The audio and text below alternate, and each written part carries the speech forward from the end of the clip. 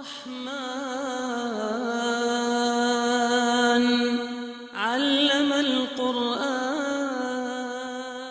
الحمد لله وكفى وهدى وسلام على عباده الذين اصطفى أما بعد فأعوذ بالله من الشيطان الرجيم بسم الله الرحمن الرحيم رب اشرح لي صدري ويسر لي أمري واحلل عقدة من لساني يفقهوا قولي صدق اللہ العظیم۔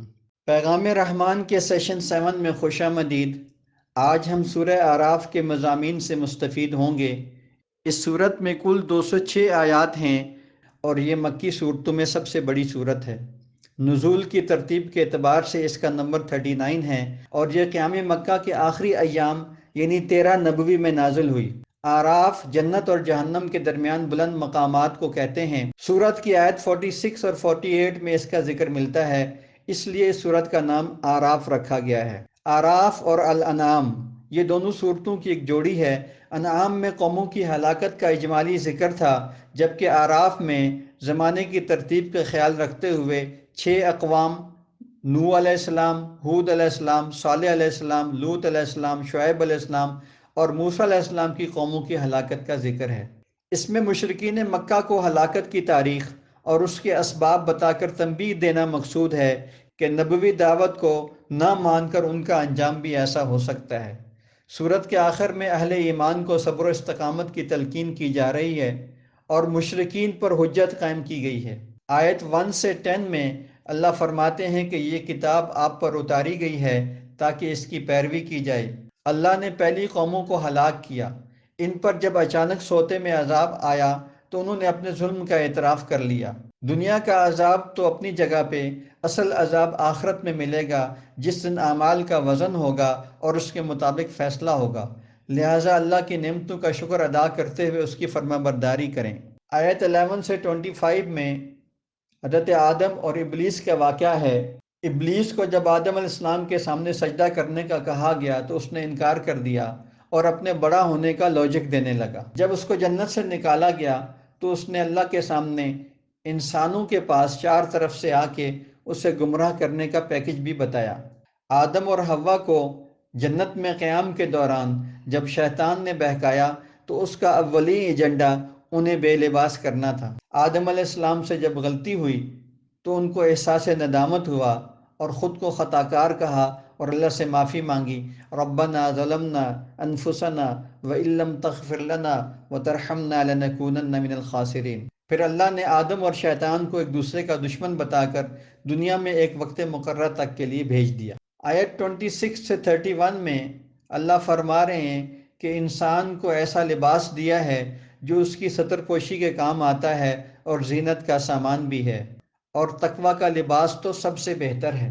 شیطان اور اس کے چیلے تو انسان کو بے حیا اور بے لباس کرنا چاہتے ہیں۔ مشرکین خانہ کعبہ کا برہنہ طواف کیا کرتے تھے اور اس کو اللہ کی طرف منسوب کرتے تھے۔ اللہ نے یہاں اس کی نفی کی ہے۔ پھر اللہ فرماتے ہیں کہ میں نے تو انصاف کرنے، مساجد میں آ کر عبادت کرنے اور زینت اختیار کرنے اور اسراف سے بچنے کا حکم دیا ہے۔ آیت 32 سے 36 میں فرمایا جا رہا ہے کہ پاکیزہ رزق اور زیب و زینت کی اشیاء حرام نہیں ہیں، البتہ انہیں حلال طریقے سے اختیار کرنے کا حکم ہے۔ اور پھر اللہ فرما رہے ہیں کہ ہر طرح کی بے حیائی کو چاہے وہ خفیہ ہو یا ظاہر حرام قرار دیا ہے۔ پھر اولاد آدم سے کہا جا رہا ہے جب تمہارے پاس رسول میری آیات لے کر پہنچیں تو ان کو مان لینا، بے خوف و خطر ہو جاؤ گے، اور جو نہ مانے گا وہ جہنمی ہوگا۔ جو لوگ ہدایت سے رخ پھیرتے ہیں ان کی موت حسرت ناک ہوگی۔ جب جہنم میں جائیں گے تو اللہ سے فریاد کریں گے کہ ہمارے پہلوں کو دگنا عذاب دے جن کی وجہ سے یہ بربادی ہمیں دیکھنی پڑی۔ اللہ فرمائیں گے کہ سب کے لیے دگنا عذاب ہے۔ آیت 40 سے 47 میں اللہ فرما رہے ہیں کہ جو تکبر کی وجہ سے اللہ کی تعلیمات کو جھٹلاتے ہیں وہ جنت میں داخل نہ ہو سکیں گے یہاں تک کہ اونٹ سوئی کے ناکے سے گزر جائے۔ جو لوگ ایمان لائے اور نیک عمل کیے وہ جنت میں اللہ کی تعریف کریں گے۔ الحمدللہ الذی ہدانا لہذا وما کنا لنہتدی لولا ان ہدانا اللہ۔ اور جواب میں اللہ فرمائیں گے کہ جنت اصل میں تمہارے نیک اعمال کا بدلہ ہے۔ اللہ فرماتے ہیں کہ جنتی اور دوزخی ایک دوسرے سے اللہ کے وعدوں کے سچ ہونے کا پوچھیں گے اور اقرار کریں گے، پھر ان کے درمیان میں پردہ حائل کر دیا جائے گا۔ پھر اصحاب اعراف جو نہ جنت میں ہوں گے نہ جہنم میں ہوں گے، وہ دعا کریں گے کہ اے اللہ ہمیں جہنم سے محفوظ فرما اور جنت میں داخل فرما۔ حدیث میں آتا ہے کہ انہیں جنت میں داخل کر دیا جائے گا۔ آیت 48 سے 53 میں بتایا جا رہا ہے کہ اہل جہنم جنتیوں سے تھوڑا سا پانی اور نعمتوں کی فرمائش کریں گے۔ کہا جائے گا کہ یہ چیزیں تو تمہارے لیے حرام ہیں، جنہوں نے دین کو کھیل تماشا بنایا اور آخرت کی تیاری کے لیے کبھی سنجیدہ ہی نہیں ہوئے، اب روز قیامت انجام دیکھ کر حسرت کریں گے، لیکن اب کوئی فائدہ نہیں۔ آیت 54 سے 58 میں فرمایا جا رہا ہے کہ اللہ نے یہ کائنات 6 دنوں میں بنائی، لیل و نہار بنائے، سورج چاند ستارے بنائے، اسی سے دعائیں کرو تنہائی میں بھی اور گڑ گڑا کر بھی، اور دعا کرتے ہوئے اللہ سے اچھی امیدیں بھی ہوں اور اس کا خوف بھی ہو۔ ہواؤں کا نظام بھی اللہ نے بنایا ہے، جس سے اچھی زمین میں ہر طرح کے پھل اگتے ہیں اور نکمی زمین اس سے فائدہ نہیں اٹھا سکتی۔ اس سے اشارہ بھی ہے کہ وحی سے فائدہ اٹھانا اچھے لوگوں کا کام ہے۔ آیت 59 سے 64 میں حضرت نوح علیہ السلام کا واقعے کا ذکر ہے کہ انہوں نے قوم کو اللہ کی طرف بلانے کی دعوت دی تو سرداروں نے ان کی دعوت کو جھٹلایا اور نوح علیہ السلام پر گمراہ ہونے کا الزام لگا کر جھٹلا دیا۔ اللہ تعالیٰ نے نوح علیہ السلام کو تو بچا لیا، اور جھٹلانے والوں کا انجام یہ ہوا کہ طوفان نے انہیں ہلاک کر دیا۔ آیت 65 سے 72 میں قوم ہود کا بیان ہے۔ قوم عاد کی طرف حضرت ہود علیہ السلام کو بھیجا گیا۔ عاد کے سرداروں نے ان کی دعوت توحید کو جھٹلایا اور انہیں بیوقوف قرار دے دیا۔ اللہ نے انہیں ہوا کے ذریعے سے ان کی جڑ کاٹ کر برباد کر دیا اور ہود اور اہل ایمان کو اپنی رحمت سے بچا لیا۔ آیت 73 سے 84 میں قوم سمود کی ہلاکت کا ذکر ہے۔ حضرت صالح علیہ السلام نے قوم سمود کو اللہ کی بندگی اختیار کرنے کی دعوت دی اور نشانی کے طور پر اللہ کے حکم سے ایک زندہ اونٹنی پہاڑ سے برآمد کی اور انہیں بتایا کہ قوم عاد کے بعد خلافت ملی ہے اور زمین میں محلات بنانے کی صلاحیتیں دی ہیں، لہٰذا اللہ کی نعمتوں کو یاد کرو۔ قوم کے متکبر سرداروں نے نہ صرف ان کی تعلیمات کو جھٹلایا بلکہ اہل ایمان کو بھی نیکی کی راہ اختیار کرنے سے روکنے لگے، اور اس کے بعد اونٹنی کو بھی مار دیا۔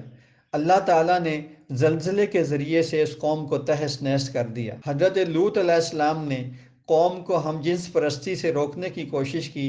قوم نے لوط علیہ السلام کو بستی سے نکالنے کا ناکام منصوبہ بنایا تو اللہ تعالیٰ نے پتھروں کی بارش کر کے اس قوم کا خاتمہ کر دیا۔ حضرت شعیب علیہ السلام کی قوم ناپ تول میں کمی کرتی تھی اور قافلوں کو لوٹتی تھی اور دوسروں کو حق کی راہ پر آنے سے روکتی تھی۔ پیغمبر نے ان کو ان جرائم سے باز آنے اور اللہ کی بندگی کی دعوت دی، بجائے اس کے کہ قوم مانتی۔ اس کے سرداروں نے دھمکی دی کہ تمہیں اور تمہارے ماننے والوں کو اپنی بستی سے نکال دیں گے، اگر چاہتے ہو کہ ہمارے ساتھ رہو تو اپنے آباء و اجداد کے دین پر واپس آ جاؤ۔ حضرت شعیب علیہ السلام نے فرمایا، اللہ نے ہمیں حق کی راہ دکھلائی ہے اور ہم ہرگز اس راہ کو نہیں چھوڑیں گے۔ جب ان کی قوم حد سے بڑھنے لگی تو اللہ کی طرف سے سزا آئی اور پوری قوم زلزلے میں ہلاک ہو گئی۔ آیت 85 سے 9 پارے کی ابتدا ہو رہی ہے۔ آیت 94 سے 102 میں اللہ نے قوموں کو ہلاک کرنے سے پہلے ان کی طرف چھوٹے عذاب بھیجے تاکہ ان کے دلوں میں رقت پیدا ہو اور وہ نبی کی دعوت کی طرف متوجہ ہوں، لیکن بدقسمتی سے ان قوموں نے ان چھوٹی آفات سے سبق نہ سیکھا اور اپنی اصلاح نہ کی اور ہلاک ہوئیں۔ اللہ فرماتے ہیں اگر یہ قومیں ایمان اور تقوی کے رستے پر آ جائیں تو اللہ ان پر زمین اور آسمان سے برکتوں کے دروازے کھول دیتے۔ جس قوم نے بھی اللہ کی نافرمانی میں حد سے تجاوز کیا تو اللہ نے اسے ہلاک کر کے نشان عبرت بنا دیا۔ زمین پر بسنے والوں کو سابقہ اقوام کے انجام سے عبرت حاصل کرنی چاہیے اور اللہ کی تدبیر سے ڈرنا چاہیے۔ 103 سے 137 میں موسیٰ علیہ السلام کا تفصیلی واقعہ شروع ہو رہا ہے۔ انہوں نے فرعون کے سامنے اپنی رسالت کا اعلان کیا، معجزات دکھائے اور اس سے مطالبہ کیا کہ بنی اسرائیل کو آزاد کر کے ان کے ساتھ مصر جانے دیا جائے۔ فرعون اور اس کے سرداروں نے موسیٰ علیہ السلام کے معجزات کو جادو قرار دیا اور مقابلہ کرانے کا فیصلہ کیا۔ مختلف علاقوں سے ماہر جادوگروں کو بلایا گیا۔ موسیٰ اور جادوگروں کا مقابلہ شروع ہوا۔ جادوگروں نے لاٹھیاں اور رسیاں پھینکیں جو سانپ نظر آنے لگیں۔ حضرت موسیٰ علیہ السلام نے اپنا عصا پھینکا جو اژدہا بن گیا اور لاٹھیوں اور رسیوں کو نگل گیا۔ جب جادوگروں نے حق دیکھ لیا تو وہ سجدے میں گر گئے اور رب موسیٰ و ہارون پر ایمان لانے کا اعلان کر دیا۔ فرعون نے تھریٹ کیا کہ میں تمہارے ہاتھ پاؤں کاٹ کے سولی پہ چڑھا دوں گا، لیکن ان جادوگروں نے پھرنے سے انکار کر دیا اور اللہ سے دعا کرنے لگے، ربنا افرغ علینا صبرا وتوفنا مسلمین، اے اللہ ہمارے اوپر صبر ڈال دے اور اس حال میں ہمیں موت دینا کہ ہم مسلمان ہوں۔ 127 سے 129 میں فرعون کے ایک ظالمانہ اقدام کا ذکر ہے۔ اس نے اعلان کیا کہ بنی اسرائیل کے بچوں کو ذبح اور عورتوں کو خدمت کے لیے زندہ چھوڑ دیا جائے۔ موسیٰ علیہ السلام نے قوم سے کہا کہ اللہ سے مدد مانگو اور صبر کرو، ان قریب وہ فرعون کو ہلاک کر دے گا اور تمہیں زمین کا وارث بنائے گا اور دیکھے گا کہ تم اللہ کے احکامات پر عمل کرتے ہو یا نہیں۔ آیت 130 سے 141 میں اللہ بتا رہے ہیں کہ آل فرعون کو قحط سالی اور پھلوں کی کمی کے عذاب میں مبتلا کیا تو انہوں نے اسے موسیٰ علیہ السلام کی بدشگونی قرار دیا اور ان کے معجزات کو جادو قرار دیا، جس کی وجہ سے اللہ نے ان کو کئی آفات میں پکڑ لیا، جس میں طوفانی بارشیں، ٹڈی دل کے حملے، جوئیں، مینڈکوں کی کثرت اور ہر چیز میں خون کا نظر آنا۔ ان آفات کا مقصد یہ تھا کہ وہ گڑ گڑائیں گے، اللہ کی طرف رجوع کریں گے، لیکن ان کی سرکشی بڑھتی چلی گئی حتیٰ کہ ان کو سمندر میں غرق کر دیا گیا۔ فرعون سے آزاد ہونے کے بعد بنی اسرائیل کا گزر ایک بستی پر ہوا جہاں لوگ بتوں کی پوجا کر رہے تھے۔ انہوں نے موسیٰ علیہ السلام سے بھی اسی طرح کے ایک بت کی فرمائش کر ڈالی۔ موسیٰ علیہ السلام نے ان پر لعن طعن کی اور اللہ کے احسانات یاد کرائے کہ تمہیں فرعون کے مظالم سے نجات دلائی، لیکن افسوس کہ تم احسان فراموشی کر کے ناشکری کر رہے ہو۔ آیت 142 سے 147 میں اس بات کا ذکر ہے کہ موسیٰ علیہ السلام نے اللہ کو دیکھنے کی خواہش کی۔ اللہ تعالیٰ نے پہاڑ پر اپنی تجلی ڈالی تو وہ ریزہ ریزہ ہو گیا اور موسیٰ علیہ السلام بے ہوش ہو کر گر پڑے۔ جب ان کو ہوش آیا تو انہوں نے اللہ کی پاکی بیان کی اور توبہ کی۔ پھر ان کو اللہ نے تورات عطا کی اور کہا کہ اس کی تعلیمات پر عمل کرنا۔ آیت 148 سے 151 میں بتایا جا رہا ہے کہ حضرت موسیٰ علیہ السلام جب کوہ طور پر تھے تو ان کی قوم نے بچھڑے کو معبود بنا لیا۔ جب موسیٰ علیہ السلام واپس آئے تو اپنی قوم کو بھی ڈانٹا اور اپنے بھائی ہارون سے بھی شکوہ کیا۔ تو ہارون علیہ السلام نے فرمایا کہ میں نے ان کو بہت سمجھایا تھا لیکن یہ میرے قتل کے درپے ہو چکے تھے۔ تو موسیٰ علیہ السلام نے اپنے لیے اور اپنے بھائی کے لیے دعا مانگی، رب اغفر لی ولی اخی وادخلنا فی رحمتک وانت ارحم الراحمین۔ آیت 152 سے 157 میں بچھڑے کی پوجا کا ذکر ہے۔ جنہوں نے بچھڑے کو معبود بنایا انہیں اللہ کے غضب اور ذلت برداشت کرنا پڑے گا اور توبہ کرنے والوں کو معافی مل سکتی ہے، اور پھر دنیا و آخرت کی بھلائیاں انہیں حاصل ہوں گی جو آخری نبی پر ایمان لائے گا، جس کا ذکر تورات اور انجیل میں بھی ہے۔ جو لوگ اس نبی امی کی اتباع کریں گے وہ ابدی کامیابی میں ہوں گے۔ آیت 158 سے 162 میں بتایا جا رہا ہے کہ نبی اکرم صلی اللہ علیہ وسلم ساری انسانیت کے لیے نبی بنا کر بھیجے گئے ہیں، اس لیے تمام انسان آپ پر ایمان لائیں تاکہ ہدایت سے سرفراز ہوں۔ موسیٰ علیہ السلام کی قوم کے کچھ لوگوں کو اللہ نے ہدایت دی اور ان کے لیے 12 چشمے جاری کیے، بادلوں کا سائباں بنایا، من و سلوہ دیا، لیکن انہوں نے ناشکری کی اور عذاب سے دوچار ہوئے۔ آیت 163 سے 171 میں ایک واقعہ بتایا جا رہا ہے کہ دریا کے کنارے آباد یہود کے ایک قبیلے کو حکم ہوا کہ ہفتے والے دن مچھلی کا شکار نہ کرنا، اور ہفتے والے دن ہی مچھلی زیادہ آیا کرتی۔ انہوں نے ہیلا بازی سے مچھلیوں کو پکڑنا شروع کر دیا۔ کچھ لوگوں نے ان کو سمجھایا لیکن وہ نہ مانے۔ آخر سمجھانے والے تو بچ گئے لیکن باقیوں کو اللہ نے بندر بنا دیا۔ پھر اللہ فرما رہے ہیں کہ بنی اسرائیل میں نیک اور بد دونوں طرح کے لوگ تھے، انہیں کبھی نعمتیں اور کبھی مصائب سے بھی اللہ آزماتا رہا۔ اب قیامت تک بنی اسرائیل کی بدعمالیوں کی سزا دینے کے لیے سخت گیر افراد ان پر مسلط کیے جاتے رہیں گے جو انہیں بدترین عذاب دیں گے۔ اکثر بنی اسرائیل اپنی کتاب کے نااہل وارث ثابت ہوئے اور تحریف کرنا شروع کر دی اور من پسند فتوے دیتے رہے۔ آیت 172 سے 180 میں وعدہ الست کا ذکر ہے۔ اللہ تعالیٰ نے آدم علیہ السلام کی پشت سے ان کی ساری نسل کی ارواح کو نکالا اور ان کو اپنے سامنے کھڑا کیا اور پوچھا الست بربکم، میں تمہارا رب نہیں ہوں؟ تو سب نے کہا کیوں نہیں؟ اللہ فرماتے ہیں کہ ایسا اس لیے کیا تاکہ کل قیامت کے دن اس سے مکر نہ جائیں، یا یہ نہ کہہ دیں کہ ہمارے تو ماں باپ ہی مشرک تھے، ہم کیسے ہدایت پا سکتے تھے۔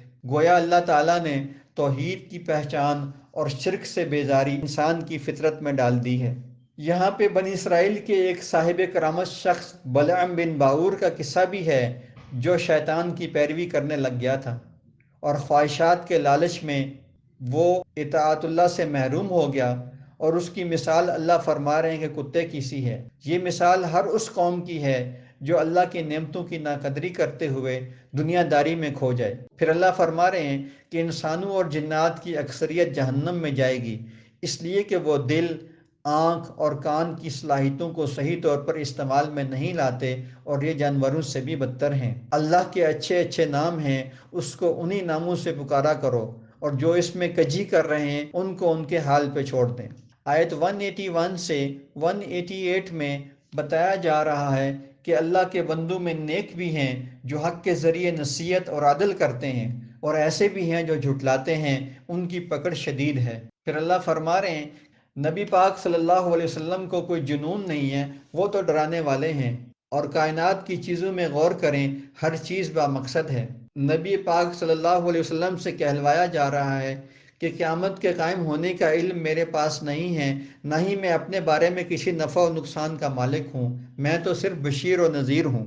آیت 189 سے 206 میں بتایا جا رہا ہے کہ انسان کی پیدائش ایک مرد اور ایک عورت سے ہوئی ہے۔ جب حمل ٹھہرتا ہے تو والدین اللہ کو پکارتے ہیں کہ ہمیں بچہ عطا کر، لیکن جب اولاد مل جاتی ہے تو اس کے ساتھ شریک بناتے ہیں جو کسی نفع اور نقصان کے مالک نہیں۔ جن معبودوں کو اللہ کے سوا پکارا جاتا ہے وہ اپنی مدد خود بھی نہیں کر سکتے، یہ تو نہ آپ کی بات سن سکتے ہیں، نہ ان کے ہاتھ پاؤں آنکھیں اور کان ہیں کہ ان کو استعمال میں لا کر آپ کو جواب دے سکیں۔ اے نبی، آپ ان مشرکین کی باتوں پر صبر کیجئے اور برائی کا جواب اچھائی سے دیں۔ ہاں، کبھی اگر شیطان مشتعل کر دے تو اللہ کی پناہ طلب کر لینا، اور مومنین کو بھی شیطان کے حملوں میں اللہ کی پناہ طلب کرنے کا حکم ہے۔ مشرکین آپ صلی اللہ علیہ وسلم سے معجزات کی فرمائش کرتے تھے، جس کے جواب میں کہا گیا کہ آپ ان سے کہہ دیں کہ میں تو وحی کے تابع ہوں۔ پھر فرمایا گیا جب قرآن پڑھا جائے تو غور سے سنو، ذکر کرو اور اللہ کی یاد سے غافل نہ ہونا۔ اللہ کی یاد یعنی ذکر آہستہ بھی کرنا اور گڑ گڑا کے بھی کرنا، اور اس سے غافل نہ رہنا۔ فرشتے تو اللہ کی یاد، تسبیح اور سجدوں سے کبھی غافل نہیں رہتے۔